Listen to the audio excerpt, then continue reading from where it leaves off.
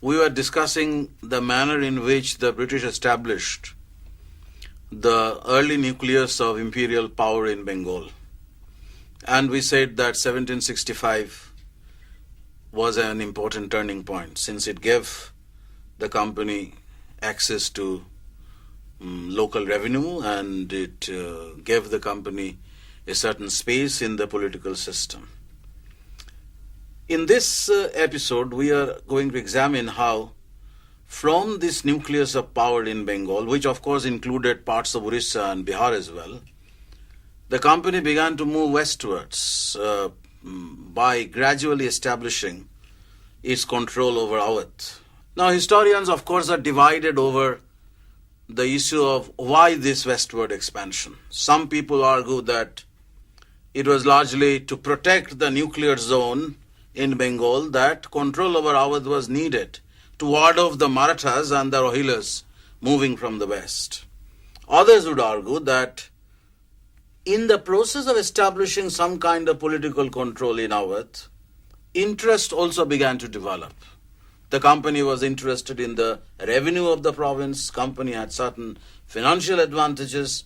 The company was involving the king or the ruler of Awadh in various kinds of structures of domination. That is the kind of argument that comes up. And some people label it as a kind of indirect rule.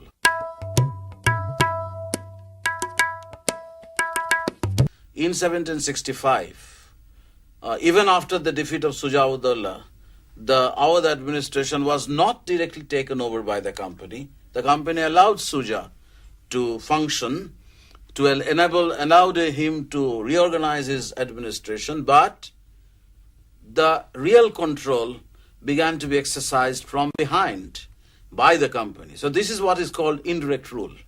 Sir, how is indirect rule a part of imperial strategy? Very often this distinction between indirect rule and direct rule is overemphasized. But there is a difference. Bengal was, for example, a directly governed territory where all the laws or the legislations or the rules were promulgated by the company's government directly. But in an area under indirect rule, the indigenous rulers were allowed to perform, allowed to function. For example, in many of these princely states which came up in the 18th century as a consequence of the decline of the Mughal Empire, became tied with the company through various kinds of treaties, a system that Wellesley had set up called the system of subsidiary alliance, by which all these princes were willing to provide the company with financial support for maintaining a large army, and in return accepted the company's paramouncy, accepted the company's right to intervene in their government occasionally, and this was what was called paramouncy. And this particular strategy was continued till the second decade of the 19th century. Then on, there was a clear shift in policy represented by Hastings of Moira, and later on more powerfully by Dalhousie, where indirect rule was no longer preferred, and there was an annexation of Awadh took place, as you know, during Dalhousie's tenure as Governor General in 1856. And then after 1857, once the British realized that this annexationism had produced unwelcome, unnecessary grievances among the princes, they reverted back to this system of indirect rule, so that at the time of independence, almost 1/3 of the territory of India was under the governance of these princes. So this is where indirect rule is somewhat different from direct rule. But in my assessment, whether the British were directly ruling a territory or not, if indirect rule sufficed, if indirect rule continued to provide them with the necessary advantages of political control, of resources, then why should they bother about direct rule? Because after all, direct rule entails responsibilities.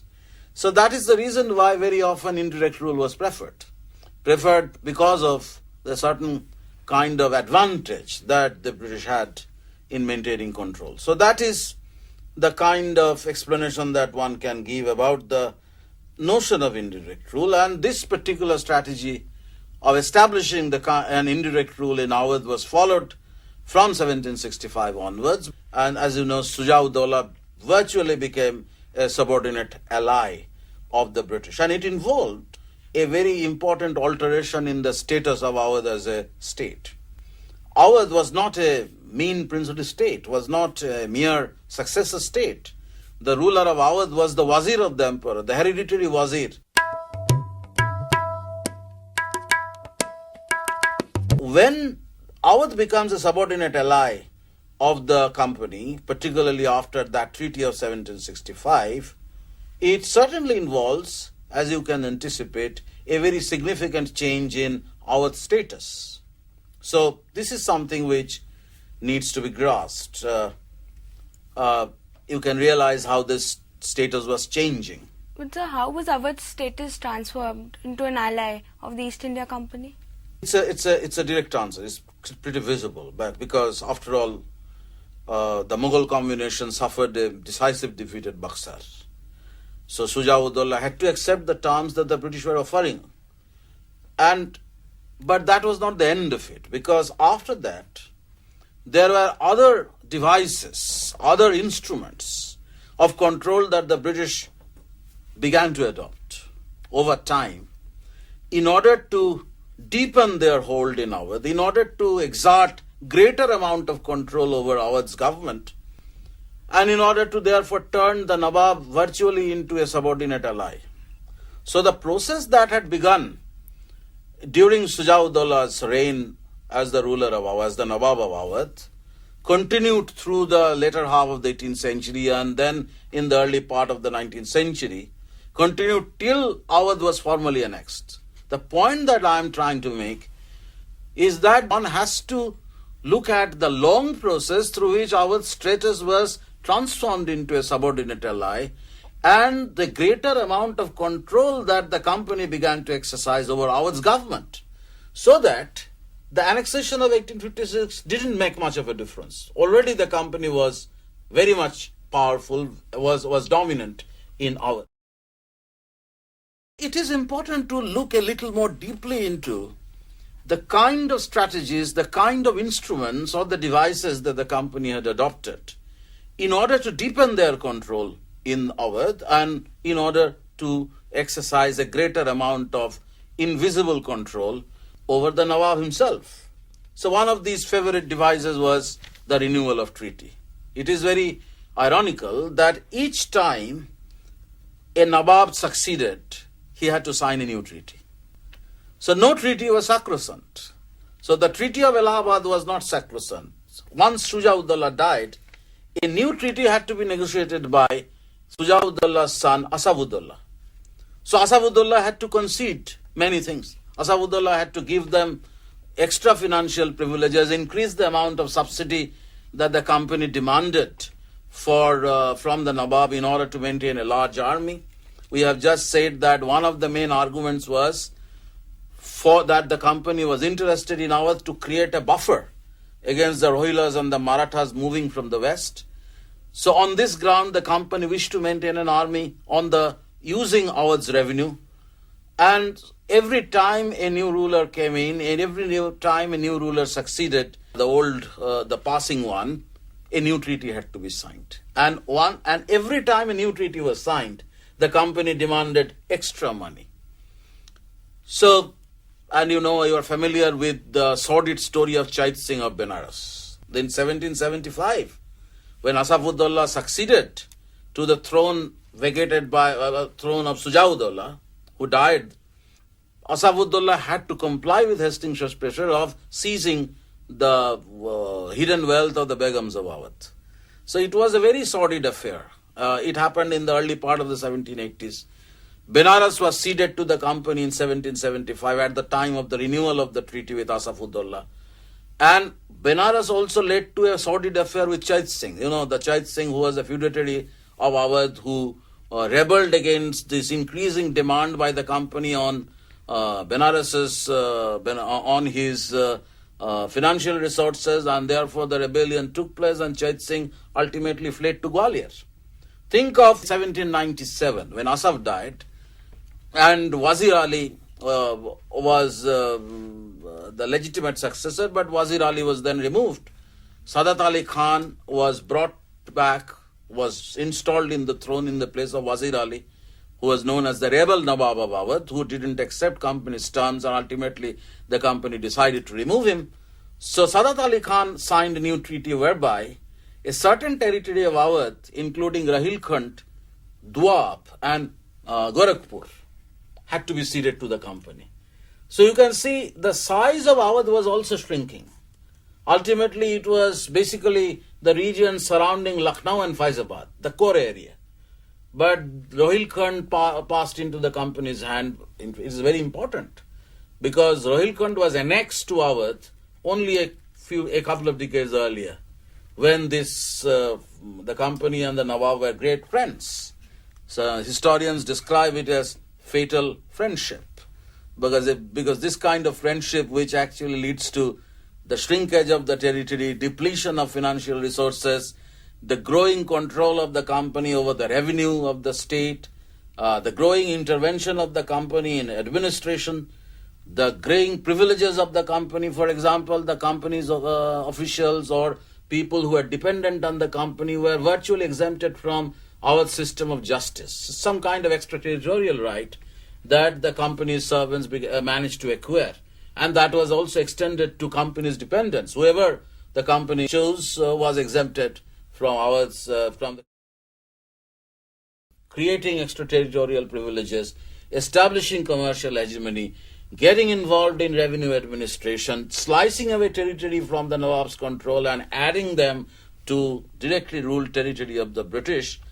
All this made the company a very important actor in Awadh's government. So that is a point that it has to be taken into account if we wish to see the process through which the systematic undermining of Awadh took place and finally made the annexation of 1857 a kind of a fait accompli. So, if it was an indirect rule, how did the company become directly involved in that? That is a very important question. That is where my point is relevant, that the company system of indirect rule had many variations. I mean, it varied, the nature varied from one region to another. And as long as indirect rule gave the company enough control over commerce, over the territory's political life, over other kind of strategic, militarily important strategic points, the company was happy with that. Take, for example, the way the company became involved directly in the government of Awadh through their control over the revenue resources. Revenue, as you know, was very important because every time a new treaty was signed with the Nawabs, the company had to be given a subsidy on the ostensible ground that with this money the company was maintaining an army for the defense of the Nawab's territory. But the Nawab frequently was in arrears. So the company became accredited to the Nawab. So the Nawab was a debtor. Nawab was indebted to the company because the Nawab was failing to pay the required sum of money in time. So there is a huge increase in the demand for subsidy. And as the Nawab was failing to pay these arrears in time, the company demanded that these should be converted into revenue assignments. So in order to recover the debt, the company became a revenue assignee. The company was given the revenue farming right in certain territories from which the company would be able to extract revenue and thereby would make an attempt to redeem the debts. So the company became involved in the revenue administration. The company's forces were deployed to suppress these rebellions.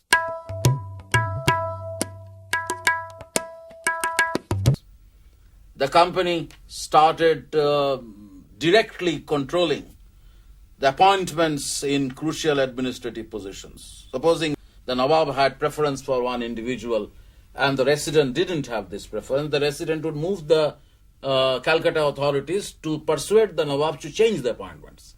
So the company's nominees would be holding crucial administrative positions. The Nawabs would be changed also. For example, as you know, the case of Wazir Ali, I have talked about Wazir Ali. Wazir Ali was the natural successor in 1797 after Asaf-ud-Dawla. But Wazir Ali was not acceptable. Wazir Ali was very defiant, so Wazir Ali had to be removed. and Sadat Ali Khan was brought in. Sadat Ali Khan was Asafuddaullah's brother. So they were placing their nominees in crucial administrative positions. They were changing natural line of succession by installing their nominees in the throne. All this actually made virtually Awadh as a kind of a subordinate partner. But in this context, one should actually take note of the fact that towards the close of the 18th century, around 1797, when Richard Wellesley became the Governor General, there was a certain change in the imperial vision. There was a certain change in the imperial strategy for a variety of reasons. And Wellesley actually began to project a grand imperial vision, and one of the Wellesley's plans was to take over Awadh, or to acquire Awadh, to turn it into a directly ruled territory. Sir, what changes in the British imperialism did Wellesley's tenure represent? So that is an important question, because by the close of the 18th century, a new generation of officials started coming to India.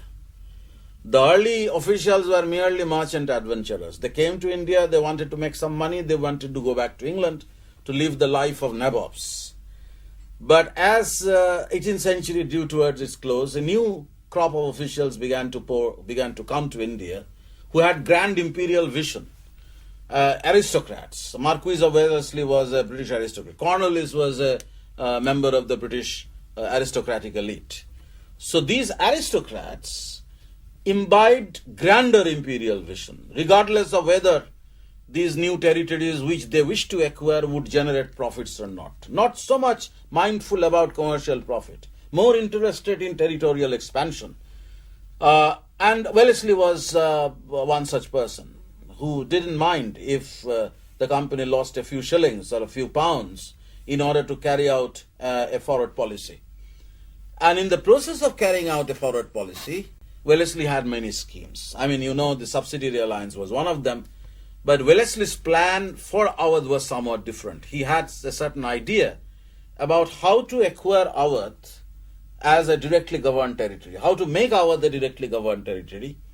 Ultimately, it didn't succeed because there was intervention from above, but certain areas were acquired. I was talking about this Treaty of 1801 with Sadat Ali Khan, by which Rohilkhand and certain other territories like Doab or Gorakhpur. Doab was a very important fertile area, very productive, very rich agriculturally.